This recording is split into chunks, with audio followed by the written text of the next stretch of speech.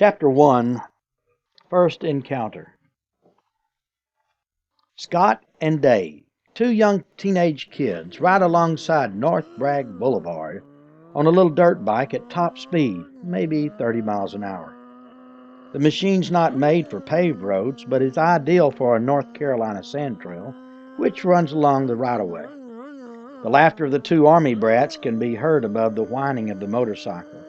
They weave like snow skiers around giant creosote poles supported by guy wires, tensioned half-inch steel cables that anchor and lend stability to the row of telephone poles. Bumps, dips, and guy wires complete the course and transform the dirt bike experience into a roller coaster ride. These kids had guts. This may be the best times of their lives. A twist of the hand throttle and they're gone. Watch out for the guy wires. In 1973, I was specialist for Thomas Shamburger. It would be 9 years later before I would be Judge Mitch Shamburger. As a medic and paratrooper in the 82nd Airborne Division at Fort Bragg, North Carolina, I was quite familiar with injuries, blood, and guts. Soldiers are proud of their injuries as badges of honor, and guts take on a special meaning, especially when you go all the way airborne. Having guts defines a person as willing to go beyond what most would call normal, like jumping out of a perfectly good airplane. Exhibitions of airborne guts are made in the field on bivouac. "Airborne!" someone would yell before popping a big juicy grasshopper in his mouth. Live bugs, caterpillars, crawfish are favorites in the field. In survival training in the jungles of Panama, we learn what to eat and what not to eat. The humidity is nearly always 100%, with hazy skies under a rainforest canopy. The musty smell of rotting foliage adds to the inhospitable terrarium atmosphere. Several classes begin in a jungle clearing. The seats are logs hewn from fallen trees of the rainforest. "This fruit is edible," says the instructor, holding up a green pear-like gourd with a ruby red center. Then he adds the punchline, "But if you eat it, you will die." In the span of 2 hours, we learn the fruits that we can and cannot eat to survive in the jungle. Actually, we learn not to eat anything we can't recognize. This would limit me to several varieties of bananas. In another survival class, a chicken stops squawking when the instructor dangles her upside down. Her head stays in one place as the instructor swings her back and forth. She stretches her neck and looks curiously at a group of men upside down who are looking curiously at her. The instructor calls a volunteer forward. The instructor grips Miss Chicken's head with his right hand and pretends to bite the neck, pulling off the head. Tossing the head to one side, he assists the volunteer in turning her right side up and then orders the volunteer to drink. The volunteer follows the order and tosses it back like a jug of milk. After all, he has guts. The blood comes out faster than the soldier can drink, making it a bloody mess. The instructor then demonstrates how to rip the skin off the chicken. This is much faster than plucking the feathers. The insides, the real guts, are then laid out for inspection and a delicate yellow kernel about the size of a pea is found. This would have become an egg if Miss Chicken hadn't met the 82nd Airborne Division. The instructor tosses it in the air and catches it in his mouth like a piece of candy. "This will always be okay to eat." "Now we must check for diseases." The instruction continues. Miss Chicken passes inspection and then gets ripped into pieces and passed around part by part. She's consumed by the troops in a demonstration of survival in the jungle and guts.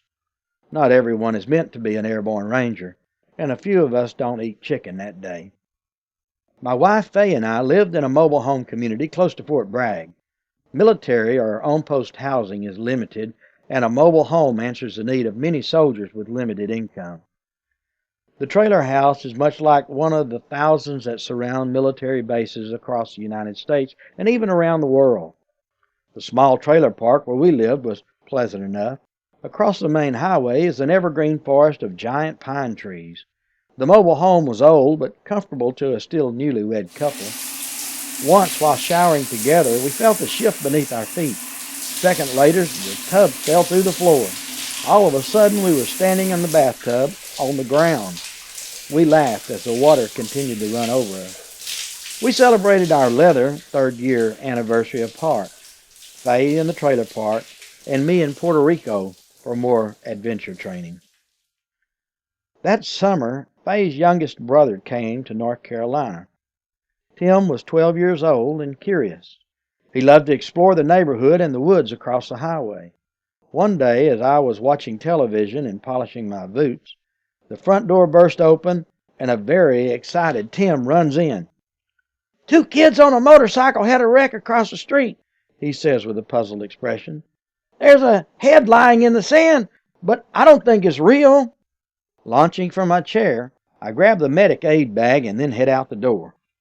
A few cars are stopped along the road, but there's no motorcycle or evidence of a crash or accident in the roadway. Beyond the vehicles, next to the forest, a small motorcycle is sputtering, lying on its side, its back wheel turning, jerking with each sputter of the motor. People are gathering, not at the motorcycle, but 20 feet away, beside a telephone pole. More people stop, and the crowd grows. I work my way through the throng. People see the medical bag and give me room. "I'm a nurse," the lady shouts as she also works her way into the heart of the excitement. Good Samaritan laws now protect those who try to help others in this kind of situation. For a period of time, liability issues existed when someone stopped to lend a helping hand. People just trying to help ended up in lawsuits. Even if exonerated, they were out the expense of a lawyer and the hassle of being run through the justice system. Worse, as in this case, a jury panel might take the words of a slick-sounding lawyer and twist good works into a mistake. This poor child will never have the full use of his arm because she, a nurse who should have known better, did not do this or did not do that. And someone must pay." "Over here!" someone yells. A child lies on his back screaming. He waves one arm in the air and there's a bloody stump wiggling where the other should be. Calls are made, activity surrounds me. Then all is quiet. As in slow motion, I focus on something lying on the ground a few feet away in the sand. A head sits there, tilted. It looks as though the rest of the body might be buried below the earth, like someone buried in the sand at the beach, except for the eyes. They're half open, half closed. The skin is without color, beyond pale. The head blends in with the light-colored sand. The face shows no expression, no pain, no anything. It does not even look as though it's asleep. As Tim had reported, it didn't look real. People continue to move around it as though the head's not there. My eyes lock upon the sight which others cannot see. This picture did not fit or could not fit into the average mind. The brain has a way of filtering out what we don't want to see or what we don't need to see, and the things that just don't fit, like the extra word in a sentence, the shortcomings of our children, the abuse of a spouse or parent, the fat we accumulate over the years, or even a pale head lying in the sand. Pointing to the head, I say to a soldier in uniform, "Cover that and guard it." Subconsciously, even I had separated that from the life that was. I go to the other child. On the ground is a young boy with his arm torn off at the shoulder. A lifeless, bent, and broken arm lies a few feet away. It's the same pale color as the head in the sand. An off-duty nurse is applying pressure where the arm used to be. She's performing as she's been trained, probably like me in the Army. "All right, people," I ordered, let's make some room here." I treat the scene as though setting up a battleground triage for clearing and evacuation. People tend to move when they think they're helping, and they listen when someone takes charge. Army medics may not have high rank, but they often are in a position to give orders. Once a lieutenant asked me, "Why are you walking with me and not crawling in the ditch in the mud with the other troops?" It was during a war game exercise.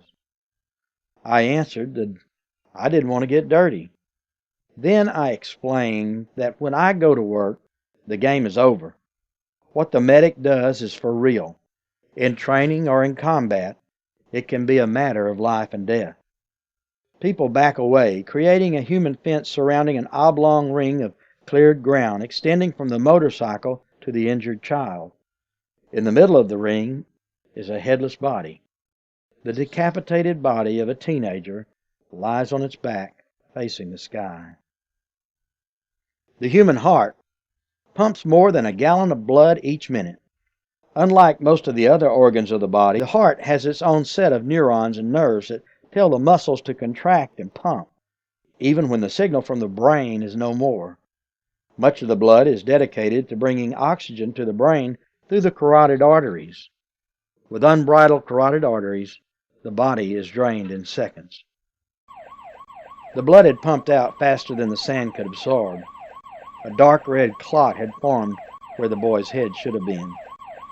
"Ambulance on the way!" someone shouts. The siren takes forever to arrive. Traffic crawls by on the road as rubberneckers strain to see what's happening. The ambulance finally worms its way through the traffic with lights flashing. The emergency crew bails out of the ambulance and goes to work, taking over the situation. The surviving child no longer is moaning. He's going into shock. He's still alive, thanks to a nurse, someone who saw a need and met the challenge. The emergency crew places the boy on a litter and loads him into the ambulance. The door starts to close. "Wait! Wait!" I yell, and quickly but gently retrieve the arm from the ground. It's soft and relaxed, broken and flexible. It feels like my own hand when it's asleep and numb, when I can feel it with the other hand, but it won't move. It appears lifeless, like the arm in my hands. I carry the arm to the ambulance. A paramedic takes it, and the siren screams, and the ambulance is gone. "Well, officer," I hear someone say, "looks like the driver of the motorcycle didn't see the guy wire. The passenger leaned to one side, and somehow his arm got caught in it." "It's all over," the policeman said. "Let's clear the area. Don't move anything. The judge has been notified." Tragedies continue with the living. The fathers of both children are notified and go directly to the hospital.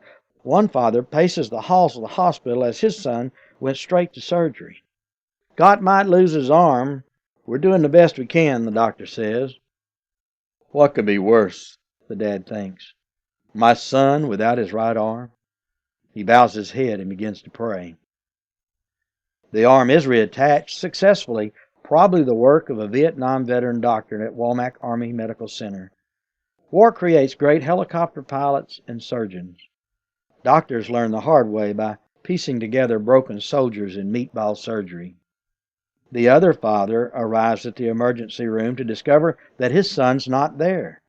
His son did not arrive in the ambulance. He did not know that his son was in a hearse on his way to the mortuary. The father calls his wife from the emergency room with a sigh of relief. "Thank God," he tells her. "Dave must not have been hurt too bad.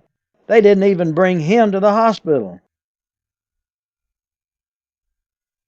A friend of mine calls a motorcycle a donor cycle. From monster choppers or big classic cruisers to crotch rocket mini bikes. It's hard to deny they're more dangerous than their four-wheeled brethren. When I was 13, I asked Dad if I could get a motorcycle. He said sure. When I asked him to pay for it, he said no. I bought a Honda 90 and paid for it by working at Dad's gas station. The Justice Court Center, Precinct 4, is next door to T.J. Shamburger's old gas station. I've been riding motorcycles ever since, and it's almost killed me several times. Faye spent several months in the hospital with a concussion because some idiot didn't use a turn signal.